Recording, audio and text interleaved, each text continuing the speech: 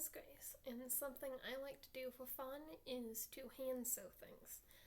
For example, I made this white tiger plush a few days ago, but today I will be teaching you how to do something a lot simpler than that, which is making a scrapball about this big.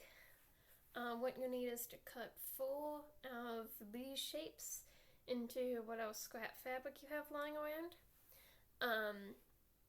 And just whatever scrap fabric. Part of why I love doing this, other than it makes a good cat toy or just something that bounce around, is it helps get rid of any fabric you don't know what to do with. You're going to have to thread a needle, so here's some string. I'm using a slightly bigger needle with a bigger hole than I would normally, so y'all can see that it has a hole. So yeah, just cut some string. If you are having issue threading needles, which is a common thing for people to be frustrated with, you can try and cut it again to get rid of any frizz, or you could apply moisture to the ends of it. And by moisture, that is a nice way to say spit, but you can use water if you're a bit of a germaphobe. So yeah, and then do just a bunch of what I think are square knots, but admittedly, I'm not a Boy Scout and don't know the official names for knots. You just loop it around your finger and pull it through about 6 knots on top of each other. I don't know if it necessarily has to be a square knot or whatever this is, but it has to be a secure knot.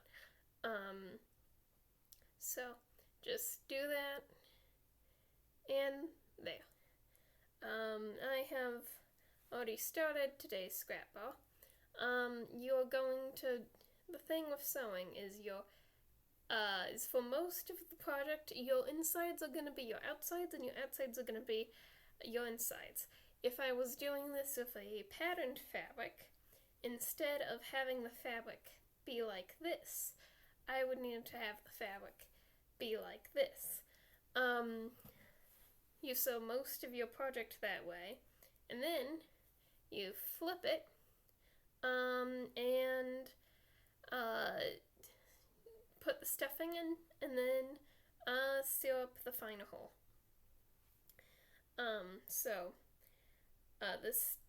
And what I'm gonna fill it with is more scraps. You could use polyfill. It's gonna be more scraps than that. You can use polyfill if you want to, but part of this is just getting rid of scrap fabric. So I think it's a waste to use good polyfill on scrap balls. And so you do a few whip stitches.